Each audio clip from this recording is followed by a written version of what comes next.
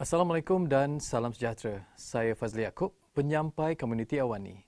Macam-macam cerita komuniti yang tidak pernah masuk berita dan ini cerita komuniti anda. Ketibaan Syawal pasti disambut dengan penuh gembira dengan sanak dan saudara. Tetapi dalam kita bergembira, pasti ada insan yang berduka.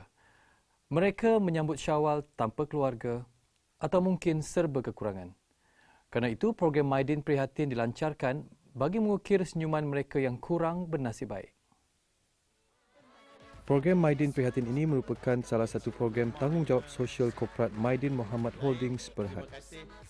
Ia dilancarkan sempena kempen Girang Syawal Tiba 2019. Dengan tema Zahirkan Kesyukuran, semarakkan keriangan, objektifnya ialah untuk mengimarahkan Ramadan dan merayakan Syawal dengan penuh keberkatan. Golongan sasaran mereka adalah anak-anak yatim dan asnaf.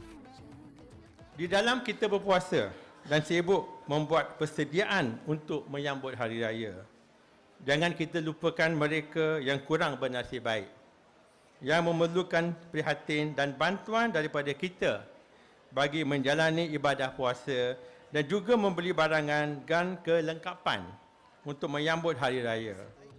Selain Maidin, sebanyak 11 syarikat membekal berjenama lain juga terlibat dalam kempen ini. Mereka akan menyumbangkan antara 10 sen hingga 50 sen untuk tabung Maidin Prihatin bagi setiap barangan yang terjual. Maknanya, not only when you buy those things from Maidin store or from wherever you buy, they'll be contributing 20 cent and 10 cent. But if you buy on Shopee online, Maidin will contribute 20 cent. Alright? Program ini akan memberi manfaat sepenuhnya kepada rumah-rumah kebajikan yang berdaftar.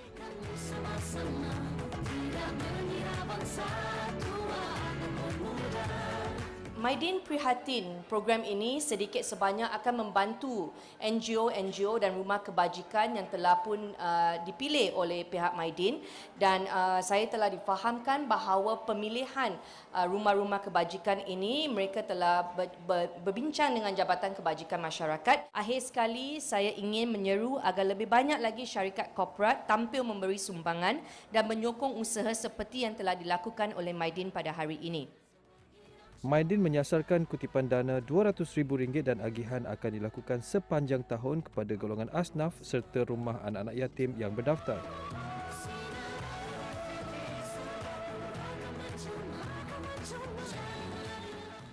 Tradisi ini bermula dari ibu mereka sejak 18 tahun lalu, semuanya kerana untuk beramal sambil berniaga. Sekarang, 3 pemuda ini teruskan tradisi memberi karipap secara percuma kepada wanita mengandung. Jumlahnya adalah 500 biji sehari. Muhammad Syaiful Hafiq Muhammad Hadir, 27 tahun dan 2 adiknya Muhammad Zulfadli, 24 tahun dan Muhammad Hashif, 19 tahun meneruskan tradisi itu sebagai tanda syukur dengan rezeki yang mereka peroleh. Sejak mengambil alih penjagaan ibunya, Hafizah Abu Hassan 3 tahun lalu, mereka peruntukkan 500 biji karipap inti rempah giling untuk diedarkan kepada wanita mengandung. Karipap itu diedarkan di semua 13 segerainya di seluruh Kedah. Mereka bertiga masih berpegang dengan pesan ibu.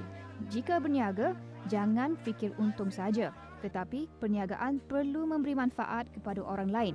Jika tidak, baik jangan berniaga. Kami dah beroperasi untuk karipap apa gini ni lebih kurang hampir 5 ke 6 tahun daripada operasi MOK lagi, zaman MOK lagi. So sekarang ni kami selaku anak-anak dah, kita dah guna generasi yang keempat, yang kelima untuk ambil alih dia punya bisnes sekarang ni. So apa yang special untuk karipap apa giling, kami akan bagi percuma untuk ibu mengandung setiap hari sampai ada pregnant, sampai ada anak. Setiap hari, sekurang-kurangnya 5 ibu mengandung akan singgah mengambil karipap di gerai mereka.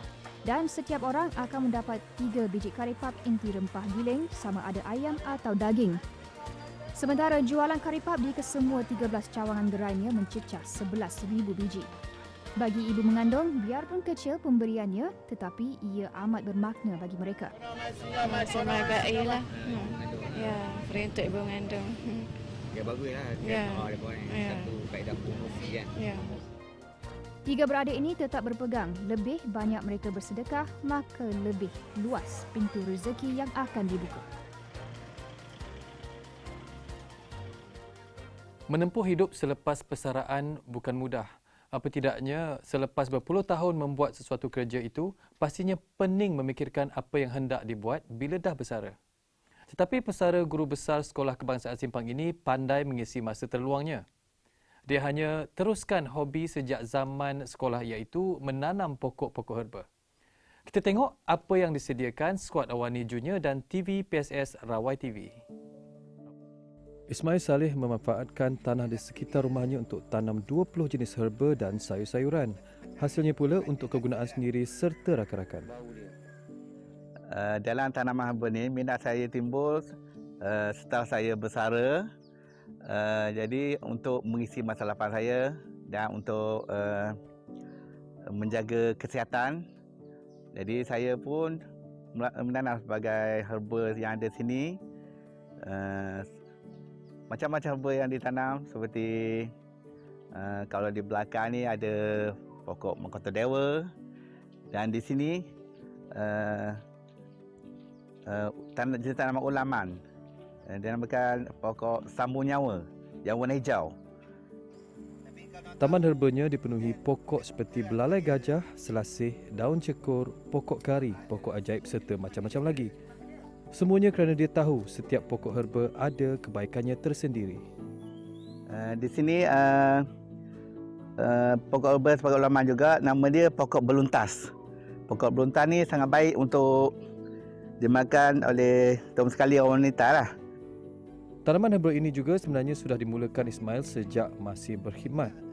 Tanaman yang ada di Sekolah Kebangsaan Simpang Rawai iaitu pokok mahkota dewa. Ia ditanam bersama semasa cikgu guru besar Ismail. Antara tanaman lain yang ada dalam tanaman herba Ismail ialah pokok strawberry. Selain pada tanaman herba, saya juga menanam pokok strawberry tanah rendah. Ini buah strawberry yang hampir masak. Dan tumbuhan juga boleh mendatangkan hasil sampingan. Jadi mana yang akan menempuh umur persaraan bolehlah pertimbangkan untuk berjenak-jenak dengan pertanian untuk mengisi masa lapang. Apa guna ada taman kalau kotor dan tidak terurus? Sebenarnya kebersihan dan keindahan taman awam adalah tanggungjawab kita semua. Janganlah bila masuk bab kebersihan, semuanya hendak diserahkan kepada pihak berkuasa tempatan. Jadi sebab itulah Majlis Pengurusan Komuniti Kampung Baru Georgetown tubuh skuad rakan taman. Program yang bertujuan untuk galak orang ramai buat kerja-kerja sukarela bagi memelihara, menjaga kebersihan dan keindahan lanskap ini dapat kerjasama Majlis Bandaraya Pulau Pinang. Tujuan kita menumbuhkan rakan taman, dia adalah satu-satunya yang pertama diwujudkan di Pulau Pinang untuk kebersihan dan pengawasan di taman inilah oleh komuniti di sini. Jadi selepas ini kita haraplah kawasan ini akan bersih dan terjagalah kan dengan hiasan dan juga pokok-pokok di sinilah. Setakat ini 40 sukarelawan sudah menyertai rakan taman ini.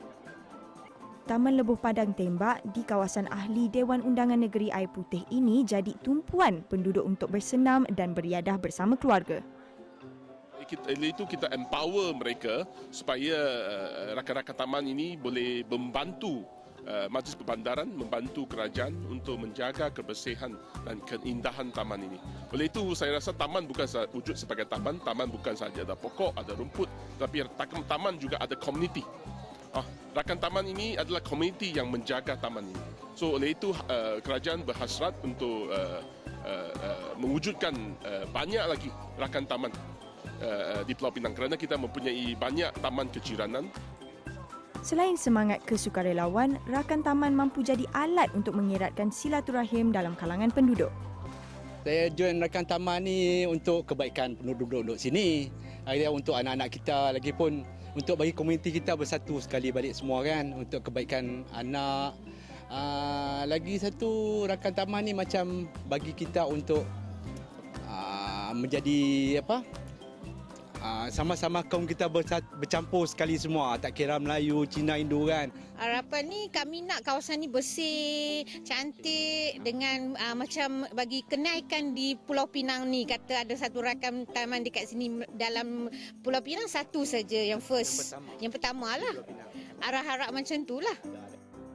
Komuniti MPKK Kampung Baru juga membuka sebuah kebun komuniti. Mereka memanfaatkan bekas tapak pembuangan sampah haram untuk menanam pelbagai jenis sayuran secara organik. Hasil kebun itu nanti akan dijual dengan harga lebih murah kepada penduduk setempat.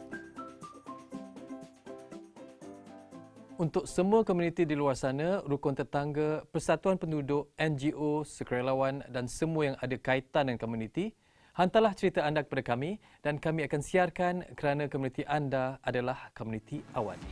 Saya Fazli Yaakob. Jumpa lagi malam besok.